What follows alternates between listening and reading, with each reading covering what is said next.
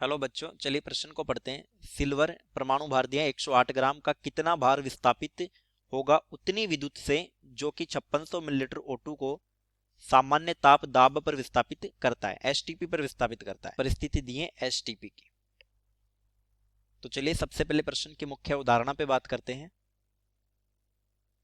मुख्य अवधारणा। मुख्य अवधारणा में हम जानेंगे फेराडे का दूसरा नियम, फेराडे का सेकंड नियम। ये नियम कहता है कि जब दो विलयन आपस में जुड़े हो और उनमें समान आवेश समान समय के लिए प्रवाहित कर दे तो इलेक्ट्रोडों पर जमा पदार्थों के तुल्यांक बराबर होंगे। यानी प्रश्नानुसार हम लिख सकते हैं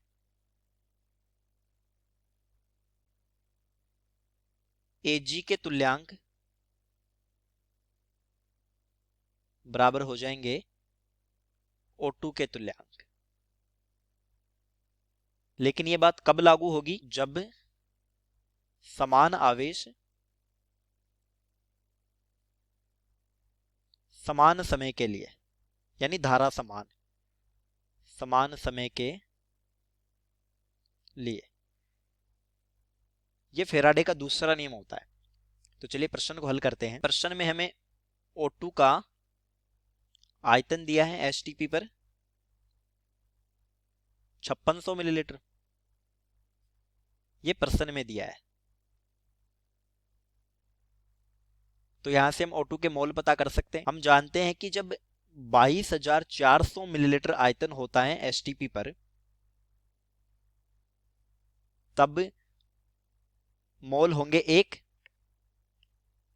एक मिलीलीटर आयतन की स्थिति में मोल हो जाएंगे 1/22,400 और आयतन दिया है 5600 मिलीलीटर। तो इस स्थिति में मोल कितने हो जाएंगे? 1/22,400 गुणा 5600, ये आ गए 1/4 मोल। तो हमें O2 के मोल मिल गए। यहां से हम O2 का भार पता कर सकते हैं। देखिए हम जानते हैं मोल बराबर भार बटा अणु भार। हमें मोल मिल गए O2 के 1/4। भार हमें पता करना है। अणु भार होता है 32, यहां लिख लेते हैं O2 का अणु भार 32 ग्राम।